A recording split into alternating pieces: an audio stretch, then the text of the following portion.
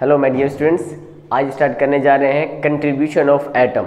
हमने पढ़ा था डिफरेंट टाइप्स के अरेंजमेंट थे, सिंपल था और बीसीसी था, एफसीसी था। अब इन सभी के केस में हम ये देखने जा रहे हैं कि वो जो उनके कॉर्नर पे रखे जाते थे एटम या फेस पे रखा जाता था, तो उसका कितना हिस्सा हमारे एक छोटे यूनिट सेल में आता था, जिसे कहते हैं कंट्रीब्यूशन। तो चलिए हम पढ़ने जाते हैं यहाँ पे कि कंट्रीब्यूशन ऑफ एटम।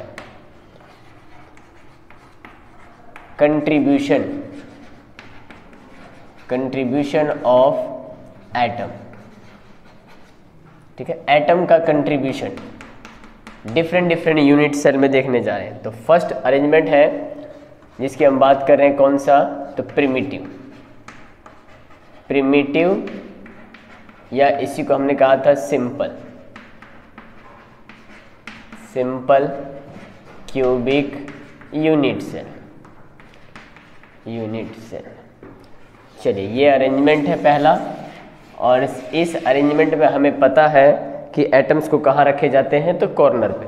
तो चलिए, ये क्यूबिक सिस्टम है तो एक क्यूब बना के कंसीडर करते हैं हम। तो हम यहाँ पे एक क्यूब को कंसीडर कर लेते हैं ऐसे। ये हमने एक क्यूब बनाया,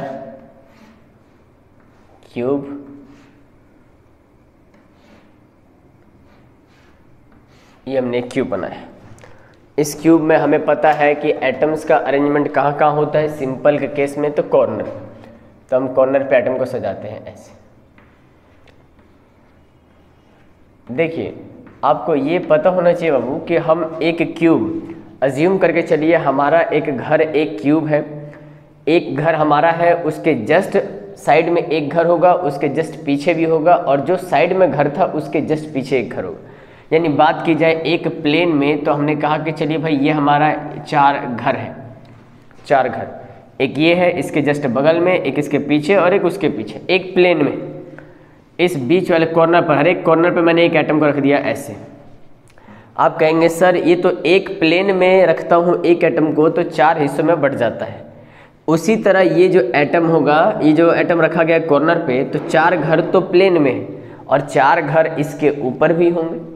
तो जिस तरह एक एटम नीचे 4 हिस्सों में बट जाता है, उसी तरह जब इस घर के ऊपर भी घर होगा तो वो जो एटम होगा वो भी 4 घरों में ऊपर भी बट जाता है। इसका मतलब कॉर्नर पर जो एटम रखते हैं हम, वो दरअसल कितने हमारे घर में यानी यूनिट सेल में बट जाता है, तो 4 यूनिट सेल में ऐसे।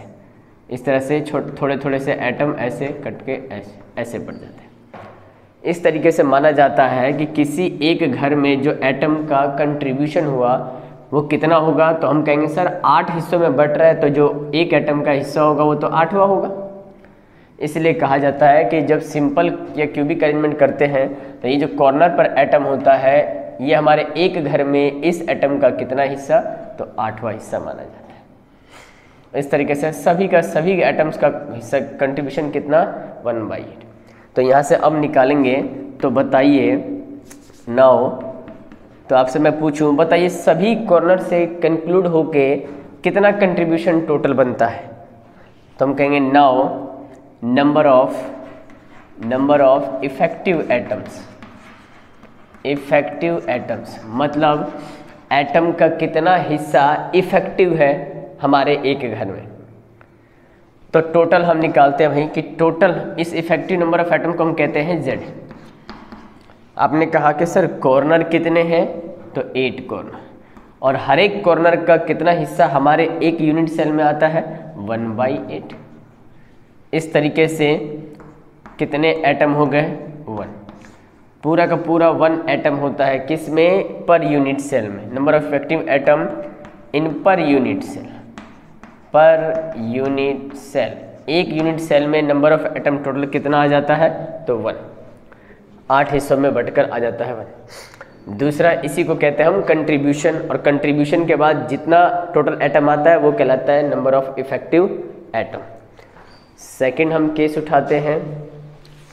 फर्स्ट केस तो हमने देखा प्रिमिटिव का, सेकंड हम केस देखते हैं किसका, तो बीसीसी की बात कर लेते हैं हम।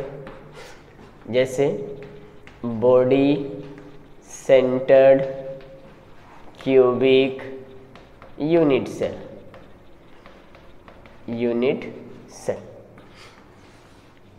बॉडी सेंटर में हमें पता है एटम्स कहाँ होते हैं, तो कॉर्नर के साथ साथ एक एटम कहाँ होगा, तो बॉडी के अंदर। हमने एक क्यूब बनाया, इस तरीके से हमने एक क्यूब बना दिया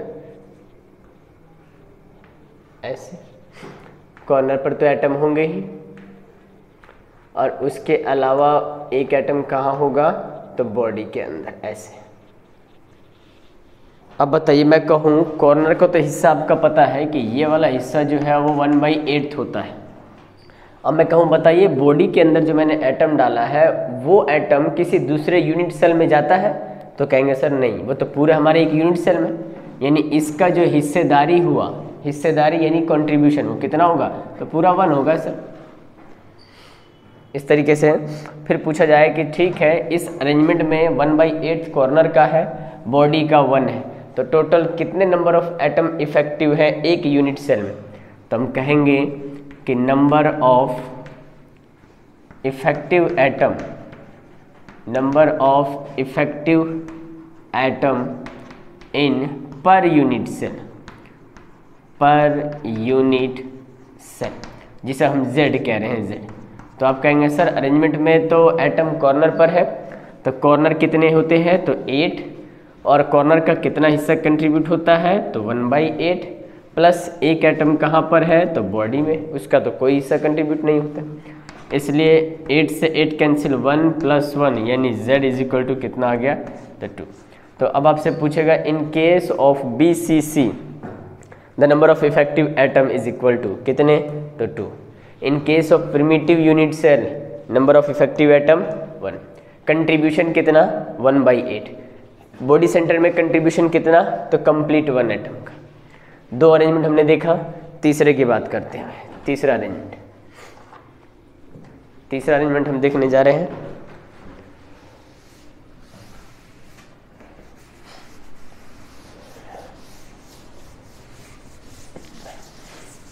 चलिए तीसरा अरेंजमेंट हम करने जा रहे हैं FCC का। FCC face centred cubic unit cell, face centred cubic unit cell, short में इसे हम FCC भी कह रहे हैं। इस केस में पहले हम अरेंजमेंट बना लेते हैं, इसमें एटम को कहाँ कहाँ रखना है। हमने रख दिया कुछ ऐसे, आपको पता है फेस सेंटर्ड में कॉर्नर पर एटम होते हैं, और कॉर्नर के साथ साथ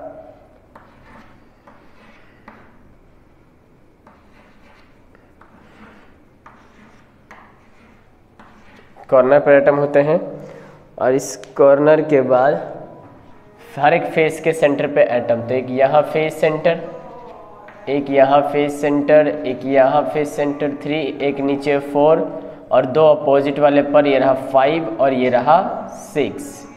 इस तरीके से ये अरेंजमेंट हमारे पास हुआ। इस अरेंजमेंट का नाम है FCC फेस सेंटर्ड। ये अरेंजमेंट है जिसका नाम है फेस सेंटर्ड। आइए, अब हमें पता है कि ये कॉर्नर पर एटम है, कॉर्नर का कितना हिस्सा कंट्रीब्यूट होता है, 1/8। ये है फेस का सेंटर, फेस। अब आप सोचिए कि अगर एक फेस है, ये फेस है, इस फेस पे एक एटम को रखता हूँ, तो आधा एटम इस घर में, आधा एटम उस घर में, तो हमें तो पर यूनिट सेल एक घर में चेक करना है कंट्रीब्यूशन कितना। तो फेस की हिस्सेदारी कितनी होती है, तो 1/2। तो इस तरीके से पूछेगा कि नाउ, अब ये बता दिए नाउ, है ना, number of effective atom, number of effective atom कितने घर में, तो इन पर यूनिट सेल, एक यूनिट सेल के अंदर कितना, जिसे हम Z कह रहे हैं। तो आप कहेंगे सर कॉर्नर पर एटम होते हैं 8, कंट्रीब्यूशन कॉर्नर का 1/8। सर फेस पर भी है, तो फेस कितने हैं भाई, 6, और फेस का कंट्रीब्यूशन कितना, तो 1/2। 8 से 8 1 + 2 3 3, इसका मतलब Z कितना आ गया, 4। ये आपको अब याद रखने पड़ेंगे कि FCC के केस में number of effective atom per unit cell कितना होता है, 4। बॉडी सेंटर्ड केस में पर यूनिट सेल 2, और सिंपल या प्रिमिटिव केस में नंबर ऑफ इफेक्टिव एटम 1। इस तरीके से इस लेक्चर में हमने ये कवर कर लिया कि टोटल किसी भी अरेंजमेंट में, है ना, इफेक्टिव नंबर ऑफ एटम्स कितने कितने होते हैं। ठीक है, कंट्रीब्यूशन भी देख लिया हमने कि कॉर्नर का कितना हिस्सा 1/8, फेस का पूरा 1/2, बॉडी का पूरा 1, और प्रिमिटिव में तो कॉर्नर पे है तो 1/8। इस तरह से कंट्रीब्यूशन हो जाते हैं इतने, ये आपको याद रखना पड़ेगा।